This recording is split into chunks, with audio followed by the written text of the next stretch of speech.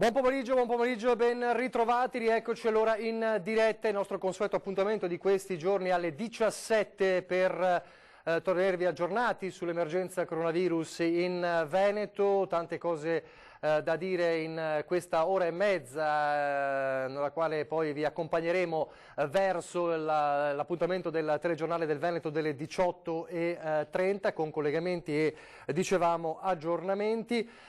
Lo facciamo almeno nella prima parte con un ospite gradito, importante, il professor Vittorio Filippi. Buon pomeriggio. Buon pomeriggio a voi.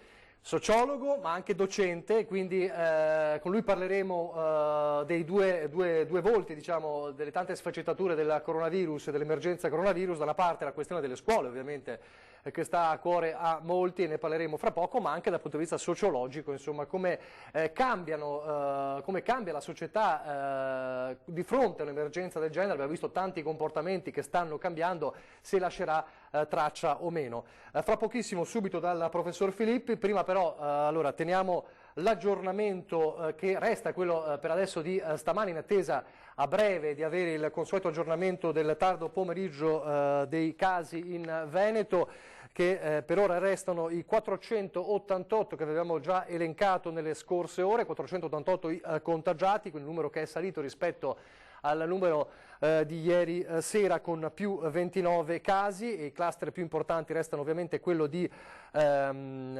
Padova e di Treviso. Di questi casi ci sono 144 degenti presenti appunto con il Covid-19 negli ospedali, sono 27 in terapia intensiva, 12 decessi registrati dall'azienda Zero nel comunicato dell'azienda Zero, nel report regionale dell'azienda Zero.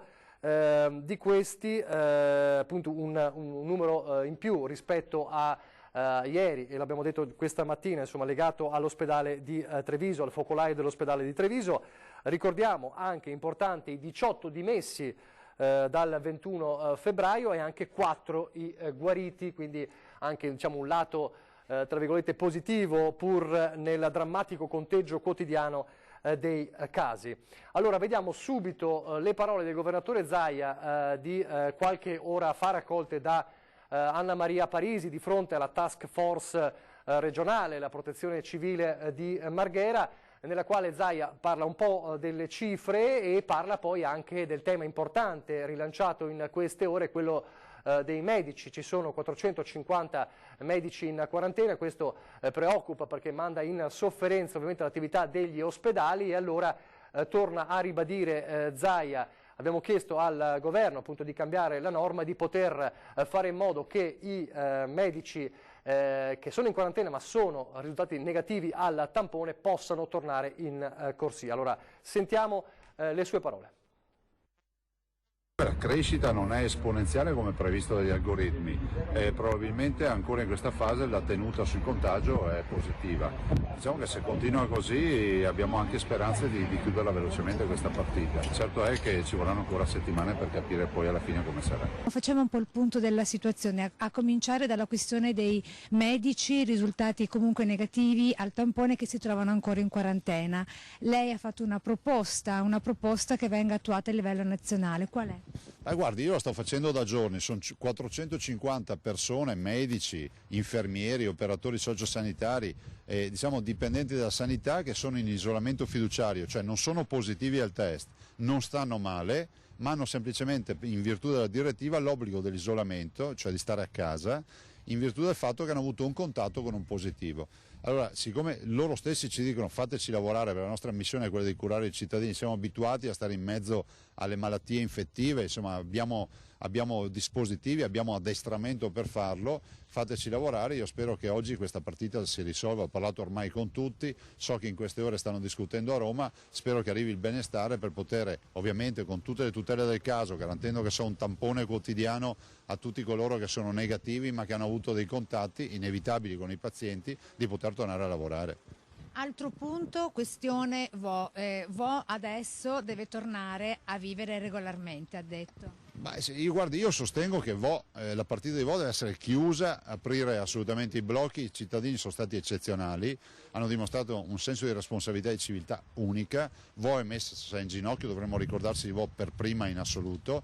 Vo paga il conto di una comunità che ha avuto un isolamento fiduciario da subito, ipotizzando che ci fosse solo un focolaio in Veneto e che quindi fosse quello di Vo.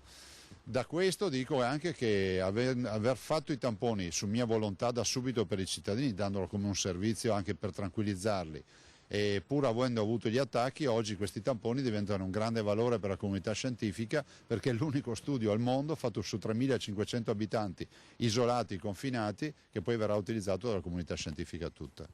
Altro punto, ma non ultimo, il Veneto, l'intera nostra regione che deve uscire da questa zona franca che non vogliamo, dal punto di vista economico, e non vogliamo più chiamarla zona rossa. No, guardi, è una zona rossa economica, nel senso che il Veneto ha il virus un po' dappertutto. E la sanità risponde bene, e dall'altro c'è un tema, cioè riconosciamo l'emergenza, chiamiamola così, economica in tutto il Veneto, e quindi il tema è che si diceva i finanziamenti solo alle zone rosse. Zona rossa dal punto di vista formale oggi è solo Vo.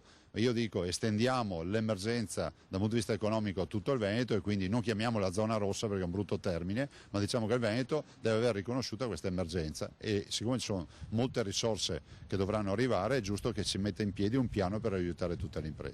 Ecco, nell'emergenza con le scuole chiuse resta la questione dei genitori che si devono assentare dal lavoro laddove non è previsto lo smart working. La questione congedo parentale retribuito?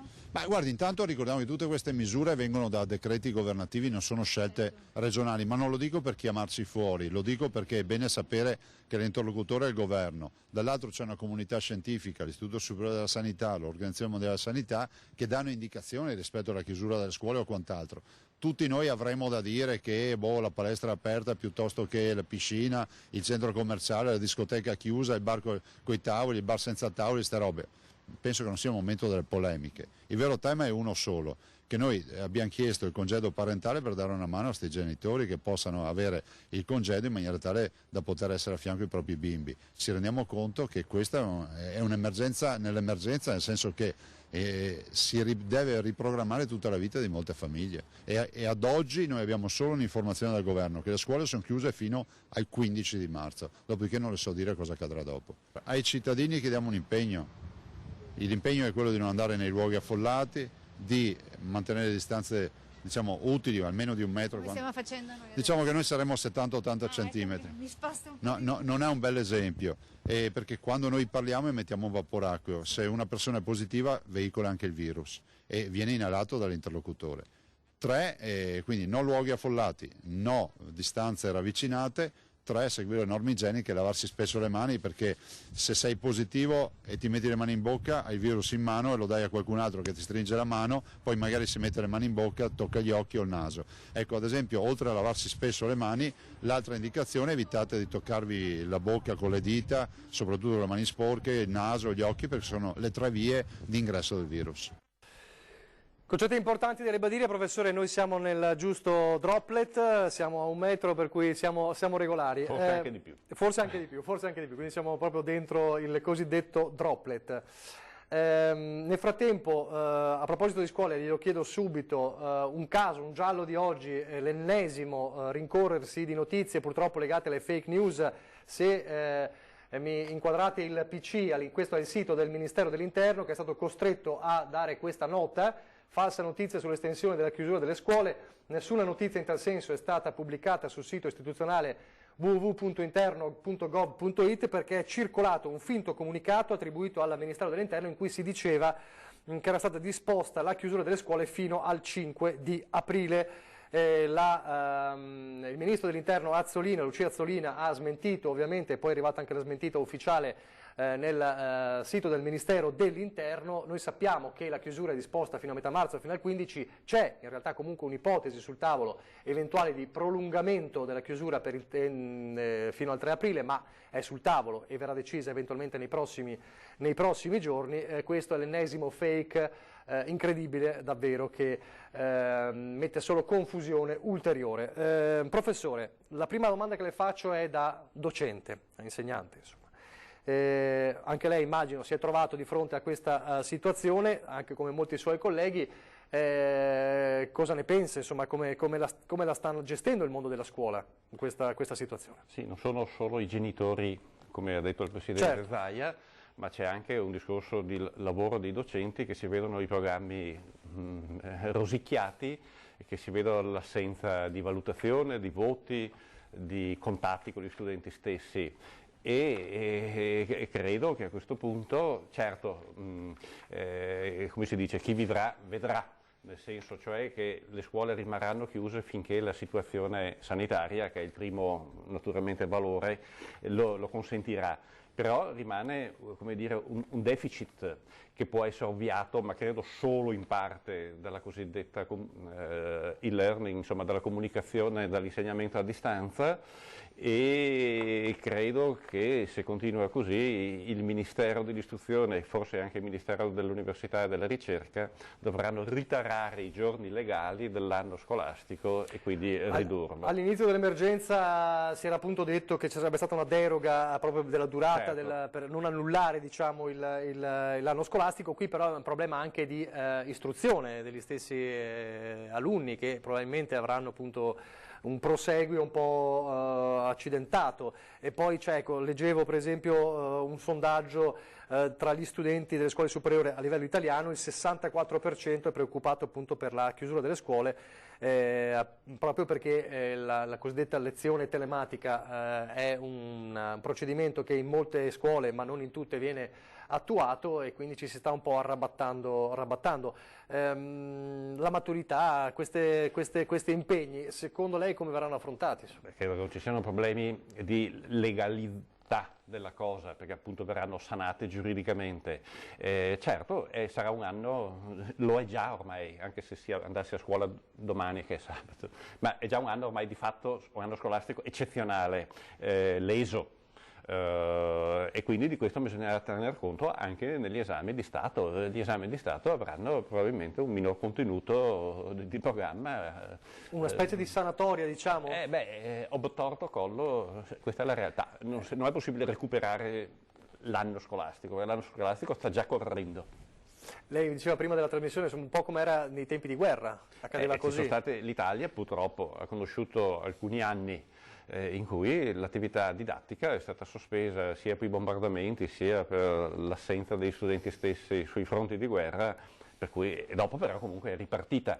Credo che non dobbiamo perdere di vista che l'obiettivo è sempre l'aspetto sociosanitario, e dove chi sta forse male oggi è proprio il sistema sanitario, se non è più in grado di, il Presidente parlava di quell'alto numero di medici contattati dall'infezione ma non infettati, e questo è un problema reale.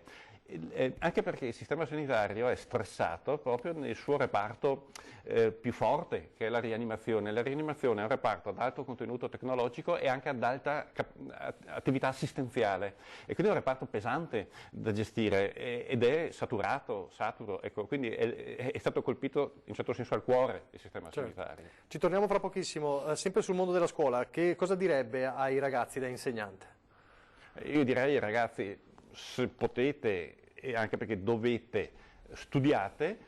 È possibile comunque telematicamente contattare, non ci manca l'informatica, gli insegnanti, e io modo o nell'altro, quindi non abbandonare a metà, perché siamo grosso modo, anzi poco dopo la metà dell'anno scolastico, abbandonare quanto si è fatto. Poi c'è tutto il fronte dei genitori. Peraltro stasera alle 20:10 avremo anche un rappresentante dell'istituto, del consiglio di istituto dei genitori, insomma, di una scuola di Treviso, e avremo anche la voce dei genitori. C'è tutto un esercito di genitori che ora non sa come fare, perché deve andare a lavorare e deve lasciare appunto soprattutto i bimbi magari più piccoli. Se fossero le famiglie di 50 anni fa non ci sarebbe stato il problema, perché c'era la mamma che faceva la casalinga full time, ma oggi da tempo non è più così, e in effetti questo diventa, nonostante sia una società demograficamente con molti meno figli, però rimane il fatto che anche con un figlio unico c'è la gestione, soprattutto se il bambino è piccolo. E poi c'è un altro Credo problema. che su questo supplisca una grande mega risorsa, i nonni.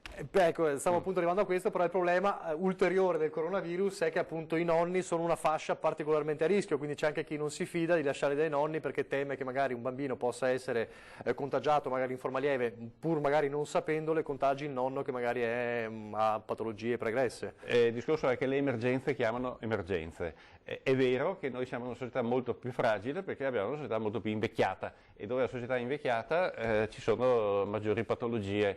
Finora credo che la buona parte dei deceduti, dei decessi che abbiamo avuti siano di persone anziane, con Molto patologie, anziane, sì. quindi che non sono morte a causa del coronavirus, sono morte con il coronavirus. Esatto, esatto. Questa è una distinzione che hanno fatto numerose ULSS del territorio. Allora, se è pronto il servizio studenti scuole chiuse, sì, è pronto perché c'è.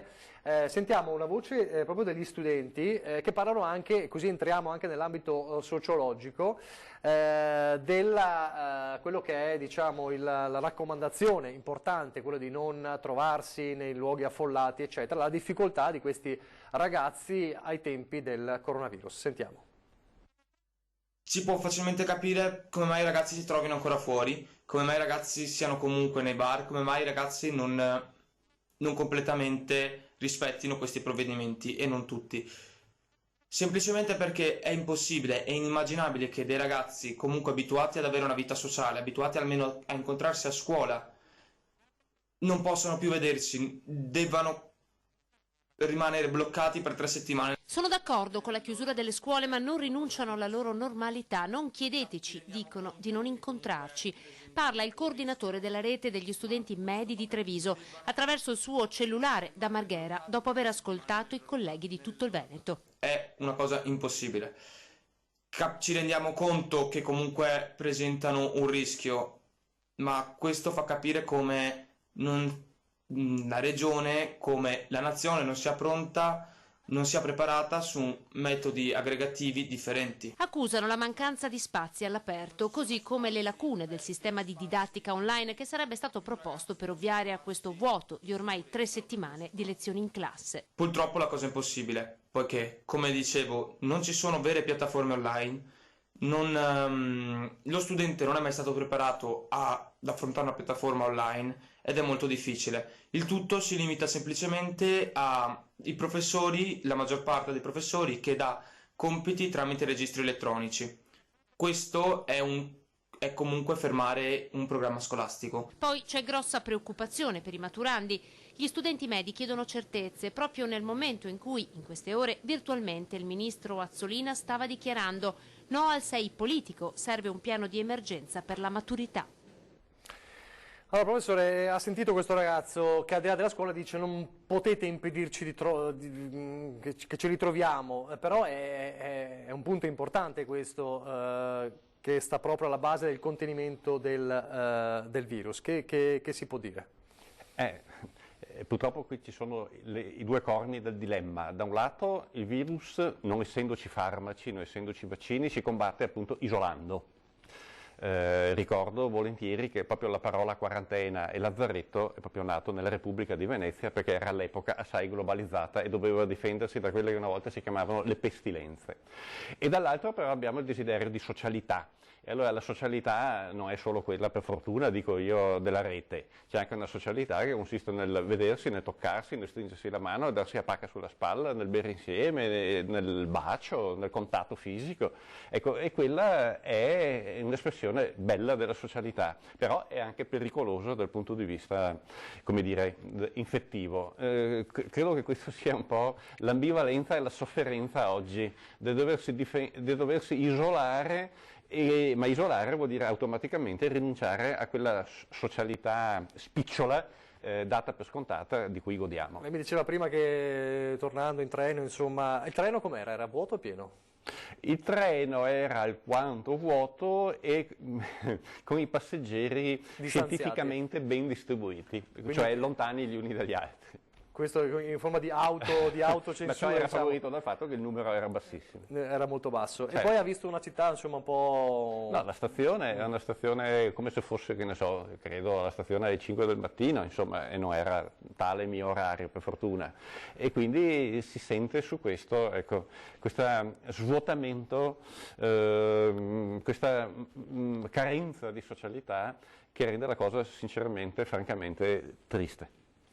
Ancora sulla scuola, poi torniamo sulla questione della socialità, perché a parlare sono anche le scuole professionali che hanno a che fare ad esempio con i laboratori, e queste sono esperienze che non si possono fare per via telematica. Allora guardate le problematiche di questo tipo di scuole.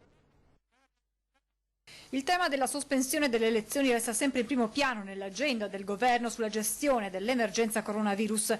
È di 2 giorni fa la decisione di tenere chiuse le scuole per l'attività didattica in tutta Italia fino al 15 marzo, ma si sta già valutando l'ipotesi di estendere il provvedimento e si parla di una ripresa dopo il 3 aprile. A dimostrare come la questione sia al centro del dibattito le fake news che ruotano intorno alla scuola. Ultima in ordine di tempo quella delle ultime ore relativa ad un fantomatico comunicato stampa attribuito al Ministero dell'Interno, in cui si diceva che il premier Giuseppe Conte aveva disposto la chiusura delle scuole di ogni ordine e grado fino al 5 aprile. È stato il Viminale pochi minuti dopo a smentire la notizia sul suo sito. Nessuna notizia in tal senso è stata pubblicata sul sito istituzionale interno.gov, si legge sulla home page. È intervenuto anche il ministro dell'istruzione Lucia Azzolina con un post sulla sua pagina Facebook. Chi fa questi giochini si diverte alle spalle di milioni di studenti e genitori della scuola. Lo trovo intollerabile, ma possiamo tutti fare qualcosa per fermare questa follia delle fake news virali. Intanto istituti e docenti si stanno organizzando con lezioni e compiti a distanza per continuare quanto possibile il programma. Ci stiamo attrezzando grazie alla collaborazione e al lavoro degli insegnanti e del personale di segreteria per poter attivare la formazione a distanza. Ma come nel caso dell'Epido Rocco e delle altre scuole professionali, la didattica a distanza è possibile solo per le materie teoriche, mentre i laboratori fondamentali per queste scuole non sono al momento attuabili, e così in aiuto di studenti e docenti arrivano le aziende. Che tengono i nostri ragazzi in stage o tirocinio o in apprendistato, perché questo consente loro di continuare quella formazione professionale che poi è il fulcro delle nostre scuole. Nel frattempo l'avrete anche sentito nelle scorse ore, giusto per parlare anche di un'Europa e di un mondo che ha a che fare con il coronavirus. La Germania ammette, abbiamo focolai come in Italia e in Francia, ci sono 14 decessi negli Stati Uniti, insomma la situazione è davvero diventata globale. È quello che si diceva nei primi giorni dell'epidemia, quando l'Italia era il bersaglio anche di una vera e propria campagna mediatica dall'estero soprattutto, e che sta facendo malissimo al turismo. Adesso la situazione è davvero globale. Peraltro oggi, e tornando in Italia, diciamo almeno in territorio italiano, c'è il primo caso di contagiato nel Stato Vaticano. Professore, vabbè, questa è la situazione abbiamo visto, dei laboratori professionali, entra all'interno insomma delle problematiche delle scuole. Questa emergenza, lei già diceva, insomma, già lascia segni, perché sarà un anno scolastico ad esempio eccezionale e lascerà tracce anche a livello economico, resterà nella storia su più livelli, a livello scientifico, a livello economico, a livello politico, anche a livello evidentemente sociologico, credo. Allora, molto dipende da come andranno i prossimi giorni o le prossime settimane. Se la cosa dovesse, come tutti sperano, spegnersi rapidamente, rimarrà un qualcosa al di là del dolore per i deceduti, rimarrà comunque una cosa da libro di storia della medicina. Se invece la cosa dovesse persistere, e già l'OMS pensa di chiamarla non più epidemia ma pandemia, gran brutta parola per ciò che significa, allora ne rimarrà traccia non solo nell'economia, perché ricordo che il mese prossimo entriamo nel clou ad esempio del turismo, e per il Veneto il turismo non è un dettaglio, è una fetta importante di PIL, una fetta importante di economia, ma rimarrà traccia anche, più che nella paura, nella grande incertezza che siamo costretti a vivere giorno per giorno, perché non abbiamo di fronte nessuno che possa, ovviamente scientificamente, darci o dirci qualcosa di rassicurante. Potrebbe aumentare la paura dell'altro? Certamente è già potrebbe, aumentata? è quella che nei Promessi Sposi, la paura dell'untore. Sì, i primi casi, mi ricordo verso i cinesi, ma ormai magari si è allargata. Cinesi, si è allargata, appunto pandemia significa appunto che non ha più una nazionalità, e su questo ecco, la diffidenza, il sospetto nei confronti dell'altro credo che sia la tomba, non voglio usare un gioco di parole, di una società socievole. Allora come si può, visto che comunque ci sono delle regole da rispettare proprio per fare in modo che questa epidemia, o sperando che non diventi pandemia, finisca il prima possibile, quindi il contenimento del contagio.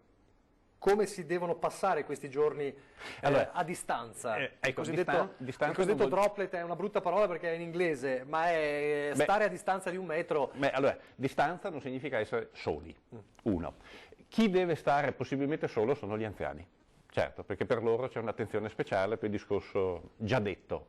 Per gli altri, ripeto, distanza non significa assolutamente essere isolati o stare in una torre d'avorio. Quindi una cosa ragionevole. Dopodiché, se imparassimo la lezioncina un po' più di igiene personale, partire dalle mani che toccano tutto. Lei dice questo potrebbe essere uno strascico positivo che positivo, un insegnamento che è utile perché il discorso igienico sempre bene fa.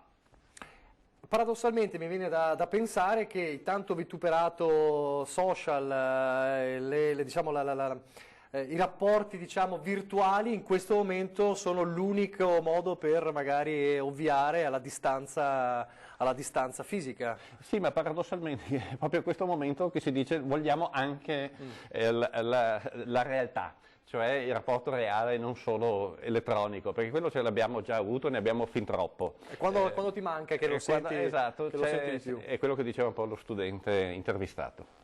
Ecco, quindi insomma, secondo lei comunque bisognerà vedere come va a finire per capire se ci sarà una conseguenza anche a livello di società. Certo, anche perché ci sono tutta una serie di attività, penso a quelle sportive, culturali, teatrali, eccetera, dove la distanza, sì, è un concetto astratto, non può esserci distanza di una squadra, distanza di un'attività culturale, teatrale, drammaturgica, non lo so, o un coro, come fa a stare distante? Ecco, sì, quindi sono espressioni belle di socialità che adesso vengono, come dire, o azzerate o limate. Allora, torniamo alla questione sanitaria. Il servizio di Christian Arboit, focalizzato su Treviso, che è il cluster tra i più importanti del Veneto. Oggi il punto nuovamente della ULSS 2 Marca Trevigiana, che parla anche di un piano importante per i posti letto.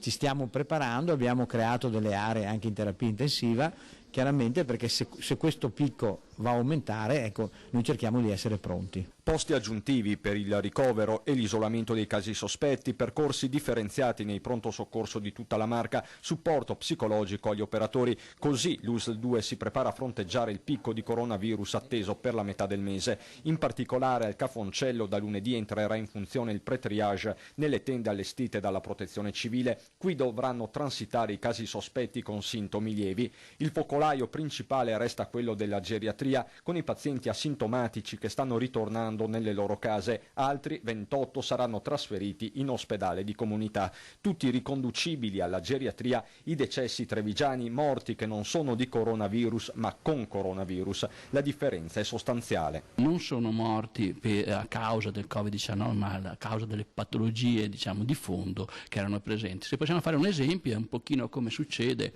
quando c'è un'epidemia di influenza. Durante l'epidemia di influenza questa fascia di età è caratterizzata da un'elevata mortalità. E c'è un numero che registra un fenomeno, quello delle polmoniti virali. Fino al 31 gennaio 2020 nell'ULSS 2 ci sono stati 572 casi contro i 639 del 2019. Abbiamo un delta di meno 64 casi rispetto all'altro anno, dove il Covid non esisteva, c'erano solo le polmoniti virali legate a H1N1 al virus influenza A o B, e come vedete alla fine è un falso allarme, perché abbiamo meno casi di polmonite dell'altro anno. L'altro anno nessuno si preoccupava, oggi con questa grande preoccupazione comunque i casi che noi abbiamo sono inferiori a quelli dell'altro anno. Ma per un focolaio, quello della geriatria circoscritto, ce n'è un altro riconducibile alla frequentazione di un club di balli latinoamericani di Ferrara. Mi dicono gli epidemiologi che c'è un nuovo focolaio che è arrivato anche da noi, mi pare fosse già a Rovigo,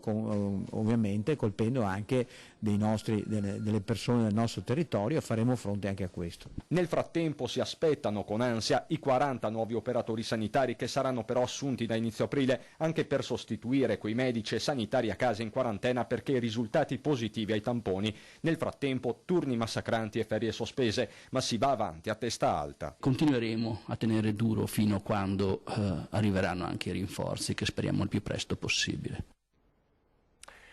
Questa è la situazione a Treviso, avete sentito anche di questo focolaio, la pubblicità e torniamo subito.